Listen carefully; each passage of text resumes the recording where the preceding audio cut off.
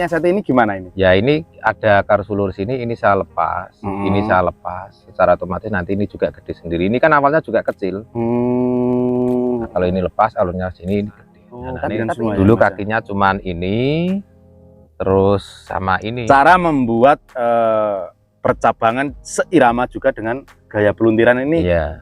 Gimana Mas? Teknik jenengan? Kalau bikin kadang orang itu kan memberikan nama-nama dalam proses itu kan juga beda-beda. Kalau saya ya bikin iramanya enak itu gimana. Nah, enaknya kadang enaknya kita dengan enaknya orang lain itu kan beda. Masuk. Lah, hobi itu kalau bisa dalam hobi apapun kita itu harus jadi trend center. Oh gitu. Punya label sendiri lah. Punya label sendiri. Nah, bagaimana kita menciptakan label ya kita harus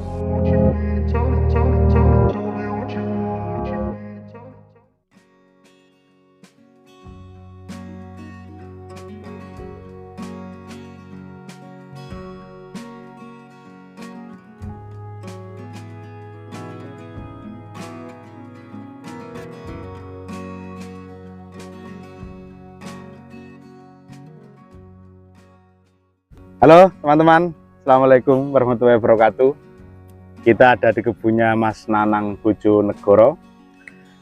Tanpa bisa berkata-kata panjang, karena di kebunnya Mas Nanang ini salah satu mahakarya yang luar biasa kalau menurut saya. Dan saya tadi datang ke kebunnya Mas Nanang ini melihat karya seni, konsep karya seni yang sangat luar biasa. Konsepnya Mas Nanang ini agak beda dengan yang lain, tapi arahnya jelas. Nah, ini di depan saya salah satu pohon idola saya, itu torpedo Mas Nanang ya ini ya? Tornado. Tornado. Maaf, tornado bukan torpedo ya. Ini prosesnya Mas Nanang dari awal juga. Mas Nanang, gimana kabarnya? Kabarnya alhamdulillah baik. Alhamdulillah baik. Sehat selalu Mas Nanang. Sehat selalu, amin. Amin amin. Terus berkarya, memberikan ilmu kepada kita. Berbagi, sifatnya kita belajar ya. Belajar. Saya juga belajar. Iya. Dengan belajar kita kan ngudi kaweruh. Ngudi kaweruh. Oke teman-teman, di hadapan kita pohon iprek, atau orang Jawa atau orang Tuban atau Bojonegoro itu bilang panggang ya? Panggang. Kalau daerah Kidul sepreh. Oh sepreh. Nah, ini bahasa modernnya adalah iprek. Ini besar di antara 60-an kalau nggak salah ya. Iya, ini ada ya 60-an. 60-an lah. Nah, ini proses bahan awalnya seperti apa Mas Nanang? Dulu ini tinggi segini, terus saya tempel susu sini sama sini, terus setelah tempel susu saya potong. Nah, terus ini saya bikin pelintiran, peresan, ya jadilah seperti ini. Nah, apa yang membuat Mas Nanang memberikan suatu karya seni yang berbeda untuk ditumpahkan di bahan ini? Kalau saya pribadi, konsepnya itu membuat bonsai yaitu di luar meja kontes. Di luar meja kontes. Kalau kita berbicara meniru yang sudah disajikan di meja kontes, kita akan selalu di belakang yang sudah prestasi. Cuman kadang bidikan saya itu bukan prestasi, tapi bagaimana pemirsa atau penonton dalam kontes itu mampu menikmati bonsai-bonsai dengan tampilan yang beda.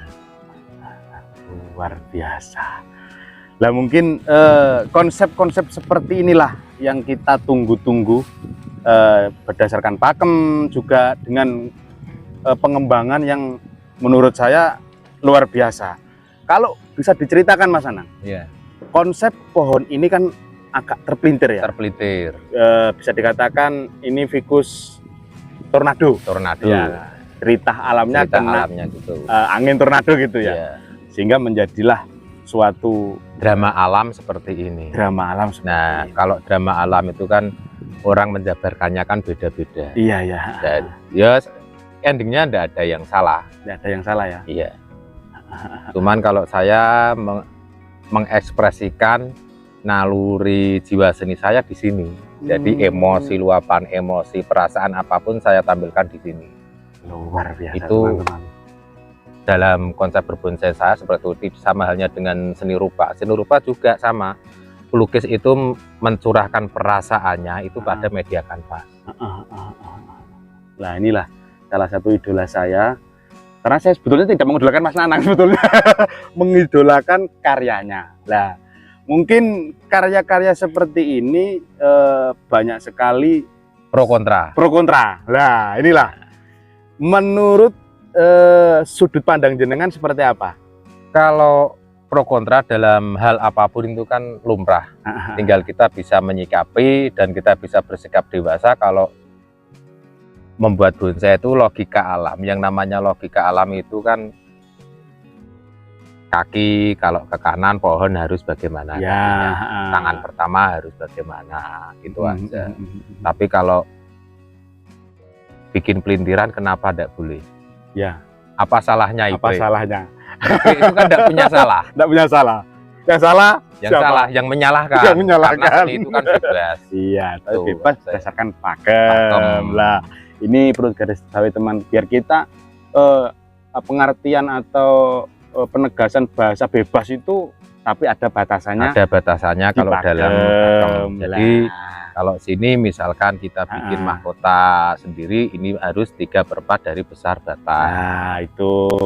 Kenapa? Karena ini juga lahir duluan. Jadi secara otomatis kalau ini tumbuh mahkota sendiri sudah bisa mandiri. Oh, gitu. Nah, jadi logika kalau filosofinya dalam dunia keluarga itu, kalau anak sudah dewasa itu sudah waktunya untuk mandiri sendiri. Oh, itu luar biasa teman-teman. Inilah yang dimaksud itu penjiwaan, sampai diibaratkan sebagai keluarga dan anak, atau bapak dan anak, atau ibu dan anak, dan anaknya bisa mandiri, sehingga ini suatu kan kumpulan ini induk, mewakili cabang. Nah, kalau cabang sudah mau sendiri, ingin lepas sendiri, dia juga harus besar dulu. Dalam artian besar penjiwaannya, dewasa dalam hal apapun, akhirnya dia mampu membuat keluarga sendiri, mahkota sendiri, tapi tetap dalam pengawasan induknya. Siap, gitu. Masuk akal. Terus ini mana Nang? Ya, dari kelebihan juga ada kekurangan ya, Bon, ini, tapi masih berproses. Masih proses. Untuk nanti menyiasati ini kan kita lihat di kamera juga ya, agak cekung ya, kurang kalau bahasa sini bembeng gitu. Itu menyiasati ini gimana ini? Ya, ini ada karsulur sini, ini saya lepas, ini saya lepas. Secara otomatis nanti ini juga gede sendiri. Ini kan awalnya juga kecil. Nah, kalau ini lepas, alurnya sini ini gede. Nah, tapi ini nanti dipotong ya? Potong. Oh, ini untuk nyetut ini aja ya, Mas? Ini aja, karena ini atas sudah press. Ini teman-teman, kita detail lihatnya dari bawah. Nah, ini kaki bikinan semua. Oh, bikinan semua. Dulu ya, kakinya cuman ini. Terus sama ini. Mas, untuk foto mungkin prosesnya ini ada ya? Ada saya. Nanti bisa dikirim ya, nanti biar teman-teman tahu perjalanan pohon ini. Ada. Nah, ini kita lihat. Nah, kebetulan kalau saya meroses bonsai itu mulai tahap awal sampai akhir tetap saya simpan. Saya simpan di Facebook biasanya. Ini membuat tekuan seperti ini nih loh. Nah, ini juga ada teknisnya. Iya. Ini jadi, teknisnya gimana ini, Mas? Ini ada tahapannya. Dulu ini cabang. Oh, ini saya potong. Ini yang tahapannya. Tekuan semua. Oh, iya. Jadi nggak asal cabang ke atas lalu ditekuk seperti ini enggak? Nah, jadi kalau kita bikin setel beda lagi seperti ini, teknisnya juga beda lagi. Siap. Jadi setel ini dipakai untuk setel yang ini, gaya ini, teknisnya juga beda. Untuk akar nanti ini juga ada pengelosan akar, pembesaran akar kan. Ini kan terlalu kecil, rata ya, maksudnya rata. Nanti untuk ini dibuat besar ya, Mas, ini dilos ya? Ya, semaksimal mungkin. Jadi gini, kalau kita bikin bonsai yang namanya karya itu tidak ada yang sempurna. Jadi kita mengikuti pohon juga mengikuti kita. Kalau ini pohon sudah maksimalnya gini, ya udah. Oh, gitu. Bisa. Terus tadi kita sempat berbicara tentang ending dari pohon ini. Di pameran rencananya ada geski turun ke depan sini ya? Iya, sini nyampe teman-teman. Jadi gimana ini? Ini mahkota. Iya. Turun. Ini mahkota. Bukan ke samping, tapi kalau casket umumnya kan ke samping. Ini liuknya ke depan. Sini nanti ada mahkota. Ini mahkota lagi di sini. Nah, ini lidahnya sampai ke sini.